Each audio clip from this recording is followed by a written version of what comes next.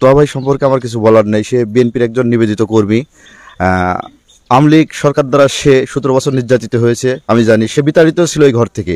আজকে তার ভ্যানও আওয়ামী সন্ত্রাসী চোরেরা তার ভ্যান বিভিন্নভাবে তাকে পাশবিক নির্যাতন করা হয়েছে। আজকে গতকালকে আমি নাটোর থেকে আসি।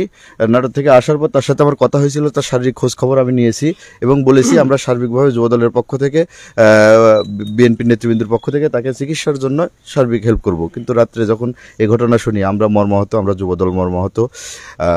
নাটোরের নেতা রুহুল কুদ্দুস তালুকদার দুলু ভাইয়ের পক্ষ থেকে আমরা একটা কথাই বলতে চাই, আমরা এই বনপাড়াবাসী, বনপাড়া বিএনপি, পৌর বিএনপি, যুবদল, ছাত্রদল, বিভিন্ন অঙ্গ সংগঠনের কাছ থেকে যতটুকু পরিমাণ হেল্প করার দরকার তার এই পুনর্বাসন করার জন্য আমরা করব।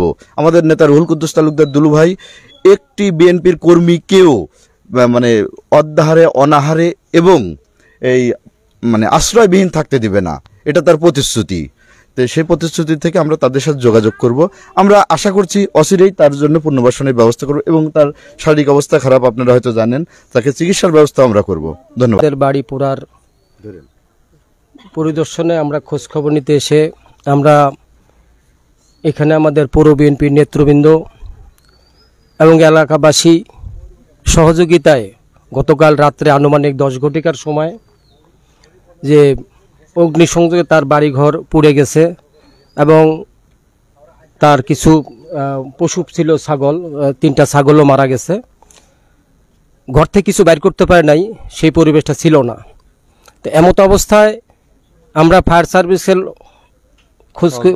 সহযোগিতায়, এলাকাবাসীর সহযোগিতায় আমরা আগুনটি নিয়ন্ত্রণে আনি। কিন্তু দুঃখের বিষয় এটা সত্য যে আসলে তার বসবাস করার মতন কিছু রইল না এবং সে আর্থিকভাবে এত ক্ষতিগ্রস্ত যে মানে তার বাড়িটা এমন জায়গায় আছে সে বেরোনোর রাস্তা নাই। সে আমাদের বিএনপির একজন ত্যাগী নেতা এবং তার অক্লান্ত পরিশ্রমে আমরাই তার রাজনীতিক দিক দিয়ে আমরা তার থেকে অনেক জুনিয়র, সে আমাদের তো অনেক সিনিয়র এবং সে রাজনীতি করতে গিয়ে আওয়ামী সন্ত্রাসের হাতে অনেক নির্যাতন নিপীড়িত হয়েছে। নির্বাচনের সময় তাকে অনেক ব্ল্যাকমেল করে, জোরপূর্বক করে হ্যারাসমেন্ট করা হয়েছে। আমরা তাৎক্ষণিক বিএনপি নেতৃবৃন্দ যারা ছিলাম আমরা সার্বিক সহায়তা করে এই পর্যন্ত তার সংসার চলার জন্য, মানে একেবারেই সে অসুস্থ, এত ক্ষতিগ্রস্ত শারীরিকভাবে, মানে যে কোনো সময় তার একটা দুর্ঘটনা ঘটতে পারে। তো আমরা পৌর বিএনপির পক্ষ থেকে, আমি ওয়ার্ড বিএনপির সাধারণ সম্পাদক হিসেবে আমার বাংলাদেশ জাতীয় দলের পক্ষ থেকে তারেক জিয়ার নির্দেশনায় নাটোর জেলা বিএনপির অভিভাবক রুহুল কুদ্দুস দুলু ভাইয়ের নেতৃত্বে তার নির্দেশনায় আমরা তাকে সার্বিক সহযোগিতা এবং পুনর্বাসনের জন্য অর্থনৈতিক সহযোগিতা যেভাবে করার দরকার আমরা সেভাবে করব। এবং আমার পৌর বিএনপির পক্ষ থেকে আমরা সবাইকে এটা আশ্বস্ত করতে চাই যে আমরা সবাই মিলে আমরা তার এই পুনর্বাসনের জন্য ব্যবস্থা করব। এবং এলাকাবাসী তার বিষয় সবাই জানে যে সে একটা নিয়ত গরিব মানুষ, অসহায়, এবং সবাই সহযোগিতার জন্য আমাদেরকে ইতিমধ্যেই অফার দিয়ে দিয়েছে, প্রস্তাব দিয়েছে।